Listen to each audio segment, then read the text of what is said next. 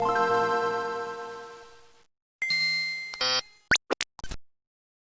is up, guys? It is King Scarlet Yu-Gi-Oh! Back again with yet another deck profile that I am confident calling Best Deck, baby! Let's go!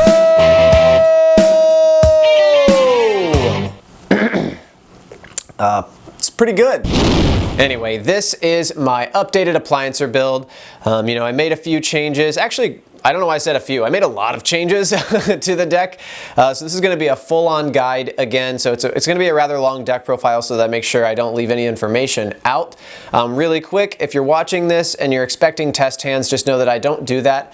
I don't mean this as an insult, but I feel like I basically hold your hand through explaining the entire deck so much that really I feel like the testing portion and deciding what you like and ratios or what text you want to put into this become up to you. So as far as testing it out and things like that, I'm really putting that on you guys. It's the very last, only one thing I'm asking you to do after watching this video, and I don't feel like that's too much.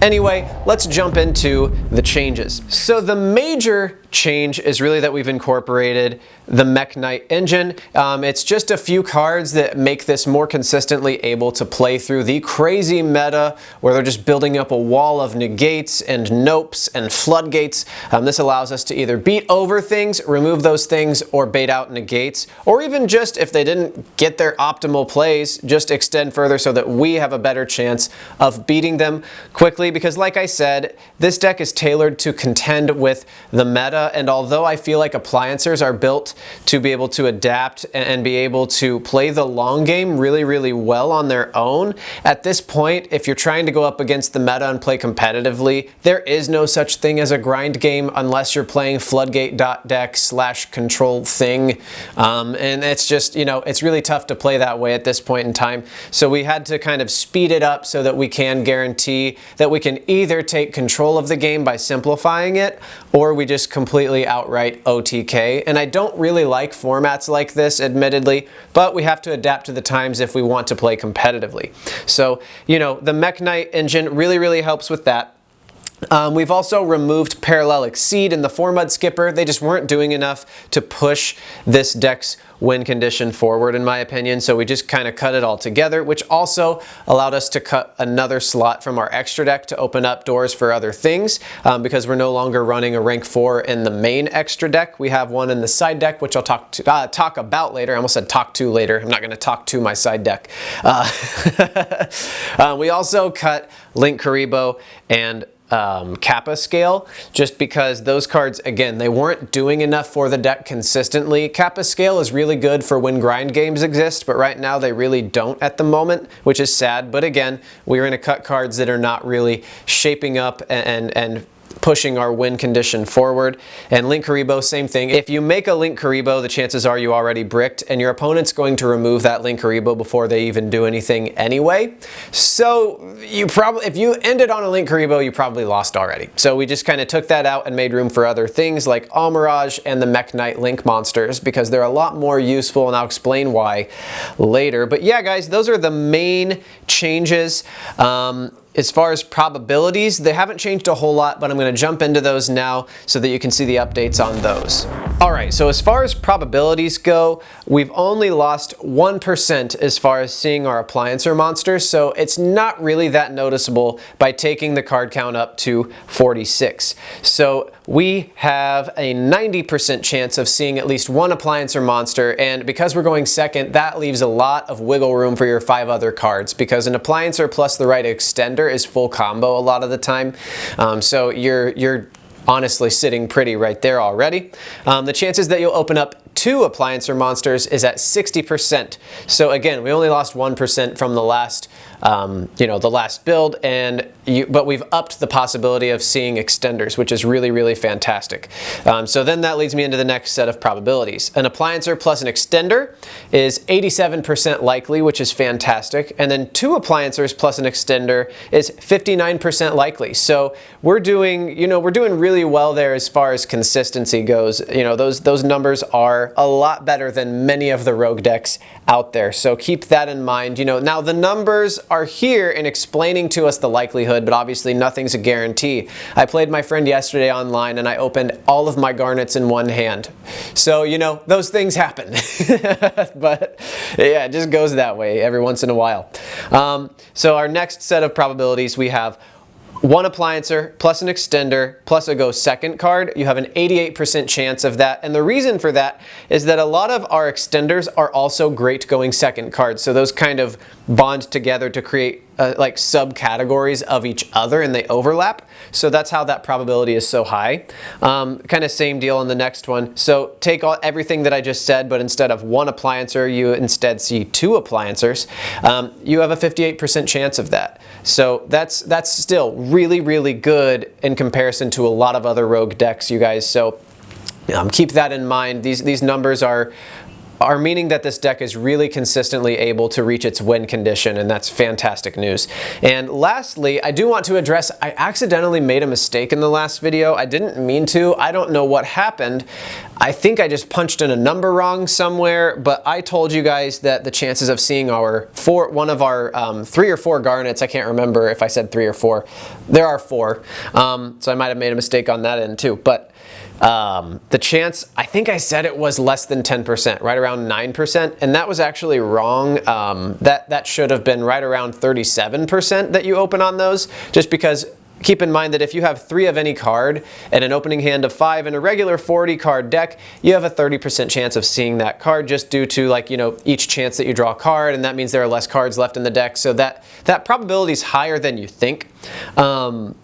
So yeah, I don't know why or how that mistake happened, but the good news is there's only one garnet that truly is like, oh man, and kind of like, it's not a brick even when you see it, it's just not optimal, and that's Neos Fusion. You definitely would prefer to use the Anaconda to do that. That way all of the other cards in your hand were combo pieces. So the chances, you know, of seeing your just Neos Fusion is 13%, which is still really, really low. That means there's an 87% chance that that won't happen. The other air quote garnets are not really bricks, especially when you're having an opening hand of 6. It's not a huge deal if you see them. They're not dead in hand. You can still use them. You know, your Rainbow Dark and your Neos are still applicable to Neos Fusion. You can still use them as material. And then Codebreaker 0 Day is the other one, and that's still usable even if you open on it. So none of the garnets are huge, you know, deals. If you see them, they're not going to destroy your combos or anything. They're just kind of a bummer. So seeing one like that, you know, the big bummer one would be about 13%. And I apologize for that mistake in the last video. I didn't realize that something was off there. I don't know what I did wrong, to be honest. I don't know what happened because I recalculated and I was a little bit off. But this is right. I promise you, this one is correct.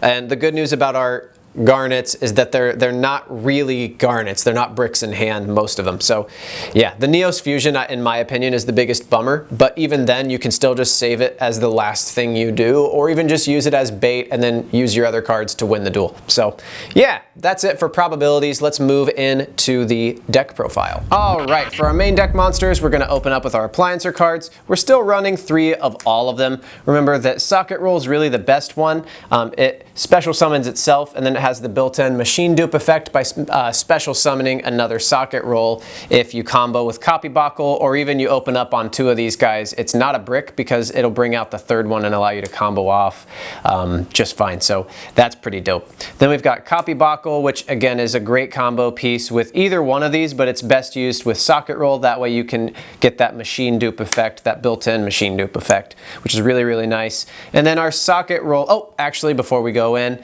I called this the wrong thing anyway. I called it a Socket Roll and it's Breaker Buckle. Our Copy Buckle also has that built-in Monster Reborn effect late game, as long as you already control one thing that you're trying to bring back from the graveyard. So let's say that this is in the graveyard and you have another copy, you can bring one out. So just keep that in mind. It's got that late game use, which we don't see very often anymore in today's Yu-Gi-Oh, but it's there. Then we've got Breaker Buckle, which is our protector and just another Appliancer name. I understand that a lot of people don't like it just because it's not like the crazy play starter, but it has its definite niche effects, and I really think it's underrated because it helps us stay in the game and protect our Appliancer monsters like Laundry Dragon 2 times. So once from battle, once from card effect, which is really great. Next we've got 2 Jester Confit. We've kind of jumped into our extenders now. It's a level 1, which is great, but really I don't really care about the level as much because we're not running Link Karibo. Level 1s aren't like the big ticket item anymore. We just like this because it special summons itself and it's a great extender. You could also use Time Maiden if you want to, just it's a little more restrictive, so I like to stick to Jester Confit. Next we're going to jump into our Mech Knight package. We've got 3 purple. These help search whatever Mech Knight we really want to see, and then it comes back to help us gain advantage the next turn and still continue with further plays. So that's really, really nice to have. It's also just good to bait out those negates right away. Next we've got 2 blue. For the same reason, it's kind of just a pseudo purple, but not quite as good because its search is dependent on what's in your opponent's column. So that's why we only run 2. We search it when we need it with purple. So this will search you out either your, well, maybe both, depending on what's going on, but probably not both. Usually just 1 card.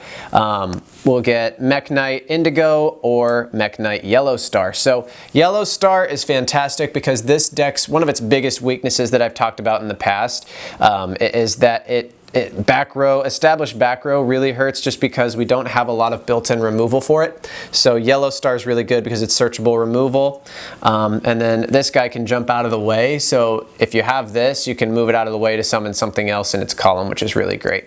And then finally, this is a quirky tech, but I really do love it and stand by it. So bear with me. Do not write me off just because you see this card. We've got 2 Iron Dragon Tiamaton. This is one of my favorite techs to put in this deck. So guys, this has so many uses. It's insane. It is, I don't recommend it for all the decks, but I do highly recommend it for this deck specifically, in this format specifically. This is one of the best times in Yu-Gi-Oh! To be playing column-based cards because they're extremely live. Right now, everything is vomiting out all of its resources, meaning columns are so easy to make, and you can guarantee that in this deck, you have 3 cards lined up in a column, which means you can just, at the bare minimum, get a free extender on board, or you're gonna pop something, or you can use it to lock your opponent out of the extra deck monster zone. Let's say they make you go first. Or you can use it as a hand trap if your opponent was being a silly goose and they lined up 3 cards in their column.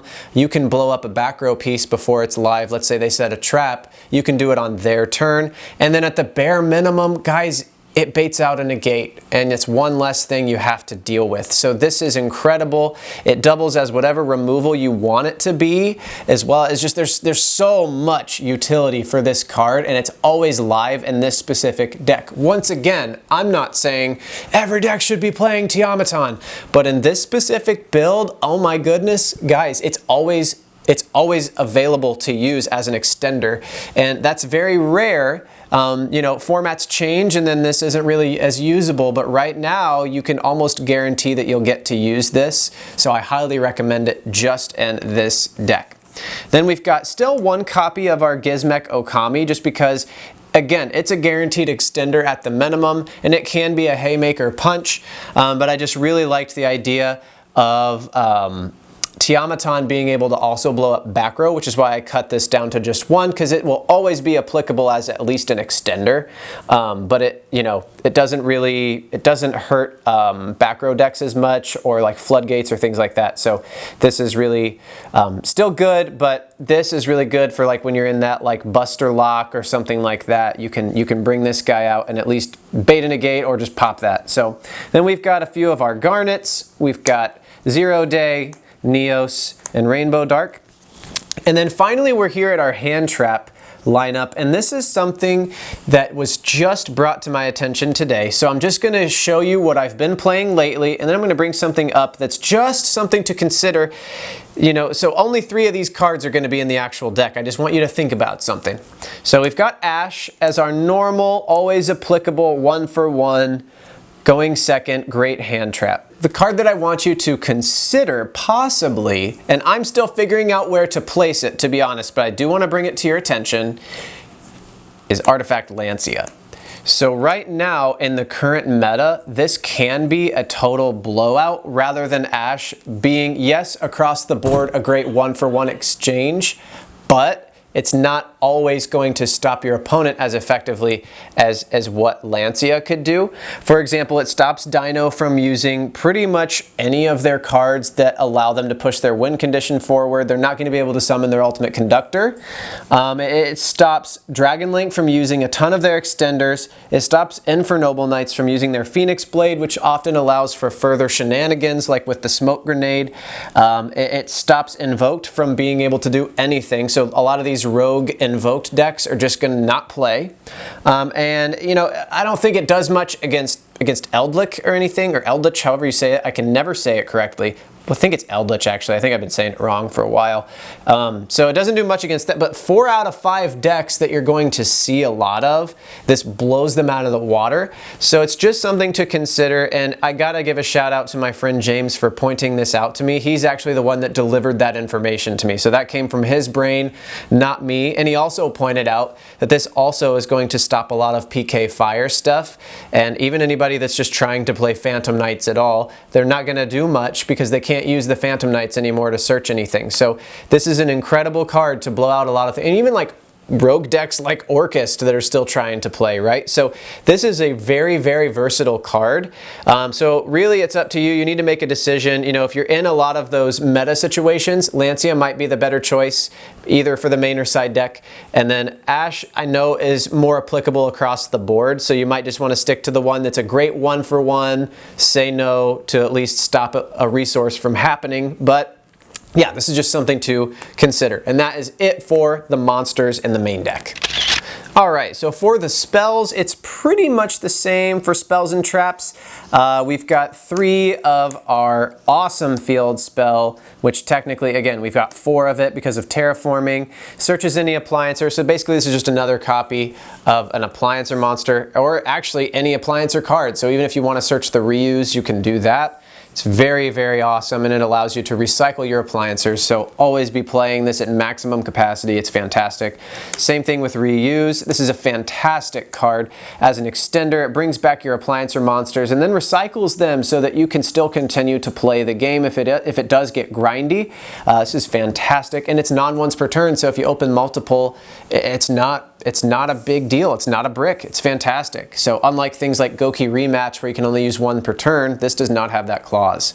Then we've got 3 Cosmic Cyclone, just because in the current meta, going second, you want to be prepared for either back row negation, or you want to be prepared for those Buster Locks or other things like that. You want to be able to remove those as consistently as possible. So you've got to be running 3 Cosmic Cyclone, and remember that your Tiamaton also doubles as some removal, and you're running Yellow Star, so you've got lots of ways to remove back row now, which is really this deck's biggest weakness, to be honest. And then we've got 2 Machine Dupe, 1 where Arfthal, that ratio hasn't changed. I found that it's been perfect for the way that you know, consistency works in this deck and ratios go, so it's fantastic already. We've got 1-for-1, just, you know, occasionally you don't open the right hand and this kind of unbricks it, and if your appliancers or your Mech Knights are in the graveyard, it's not always the biggest deal in the world, so it's still fine. Then we have World Legacy Succession, which is now searchable in the deck using Mech Knight Morningstar, so we cut out Monster Reborn. We don't really need it anymore now that we've got all these other extenders, and this is a searchable Monster Reborn, so why not use the other slot for something that's just going to push us forward rather than be a just-in-case card. And then we've got 1 Neos Fusion. You already know what this is for. And then finally our 3 Imperm, and just so you guys know, if you don't have Imperm, if it's not in your budget, Effect Veiler is pretty much just as effective now because of the ban list taking away Called by the Grave. There's really not a whole lot of defense for it. So that is it for the spells and traps. Alright, so for our extra deck, we'll start out with our Appliancer monsters. We're running 2 Laundry Dragon, 1 Vacuum Elephant. Great removal card, and also a great removal card, but in the battle phase, so these are amazing. The best Appliancers. Dryer Drake doesn't really do much right now. Kappa Scale, it's okay, but again, we're not in a grindy format, so it's just kind of a dead card most of the time when I'd prefer to be able to go into something else. So these are our main 3 little guys, and then we have our Keltopus, which is great for opening up those link zones. Otherwise, it doesn't have much of a use. Unfortunately, you know, it's okay. But yeah, I mean, it's got some of those weird niche effects, but like I said, we don't tend to use them. And then we've got our Salamangreat, Almirage. The reason that this was there to replace Link Karibo, if you didn't quite catch that at the beginning, is because occasionally we need to make a column, and we can do so to open up Mech Knight plays and then go into other Link plays. But if we want to go into access code and pop more than one thing, we need to have some varying attributes. So Almirage was better than Link Karibo because most of our extra deck monsters are dark, so we only could really get one pop out of our access code talker, which was kind of a bummer.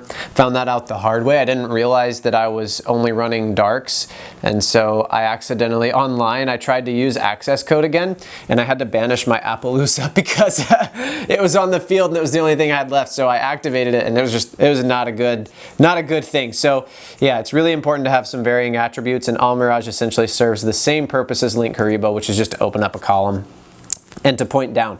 So then we've got Predaplant, Verte, Anaconda. We know what this is for. This brings out our Rainbow Neos. And then we've got our Mech Knight cards. We've got Morning Star, which searches our World Legacy Succession and is just a great card on field because your opponent sometimes forgets that this can't be, destroyed if it's not, with the column interaction. So that's fantastic.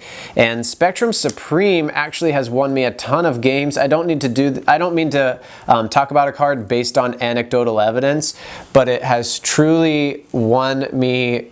If you have blue and you go in, it's nuts. Let me just say that. It's nuts. Because if you've used blue, you search another Mech Knight, and then you go into Morning Star, you discard that to search your Succession, you bring back the Mech Knight you just discarded, and go into Spectrum Supreme, and if it's the only card you have, you can just punch for 3k, and it's really hard to out for your opponent because they have to align their columns, and then that's dangerous because then they're playing into your play style. So yeah, this is a really, really fun, versatile card to play. If you don't love it though, I totally get it. You could replace this with the Blackluster Soldier Link for some more utility, but I really enjoy it. Then we've got our Codebreaker engine, which is just downright fantastic. It allows us to link climb and also to pop some back row, which is great. Then we've got Appaloosa for when we're forced to go first and we haven't been able to side yet. We just want to have that ready to go. Same with Saryuja, it can kind of reset our hand. And then finally, our big boss Link access code talker to help us pop things without your opponent being able to respond, and then hopefully just punch for a whole lot of damage. And that is it for the extra deck. Let's hop into the side deck. All right, so for the side deck, we're still running our Kyoto Waterfronts at 3, along with our Kaijus, just because it's very easy to bring out an Omnigate with this, or a board blow up for later, or just, being able to get past maybe something that they make late game or whatever, you can just Kaiju over it and remove it later. So really fantastic setup here. And then I want to go into, so this is for going first, and then this next engine is for going first as well, and it really depends on what deck you're going up against. It depends on what ways you believe they're going to side for you, and then that will determine which going first engine you throw into the deck. So yeah, this one, if you're not worried about them using a lot of back row style negates or floodgates or haymakers like Droplet or Dark Ruler No More, you can go for the Gamma Seal. Like if they're just a full heavy monster based deck, go for the Gamma Seal Omni Negate going first. But if you're kind of worried about the fact that they might Dark Ruler you or something else, you throw in the Phantom Knight package. So that you can extend and search for another negate. And what's great about this is it guarantees you the ability to make Abyss Dweller. The way that the Codebreaker engine can combo into a Rusty, you're guaranteed 2 level 4s to just make an Abyss Dweller going first, which is fantastic. And then you've also got that Fog Blade for a negation, so you've got a really good setup because you've also got an Appaloosa on top of this whole setup here. So you're going to be sitting pretty going first. But yeah, you want to throw in the engine that's best for the deck that you are going up against as far as siding goes. And then finally, we would probably take out our Ash Blossoms or something for our 3 Judgment, just again to make sure that we're not eaten alive by haymaker cards like Droplet or Dark Ruler No More or whatever. So yeah, these are fantastic to side in. I would highly recommend. But that is the whole deck, everybody. I hope you enjoyed it. I hope these updates make sense to you. In my opinion, this build is what is probably the most optimal to go up against the current meta in its current state, just because it's kind of crazy right now. You know, with things like, you know, if they pull off the smoke grenade hand loop, there's not much you can do about it. Same thing with like Zexal, Numeron, VFD nonsense. Sometimes there's just not much you can do, but I believe that this deck is built to play through the difficult meta going second in the best way possible. So yeah, take this, do what you will with it, make it your own, make your own choices. Like I said, my builds are never the law, but I do think this is probably one of, if not the best way you can build this deck. So thanks for watching. If you liked the video, give it a like, subscribe, and see ya.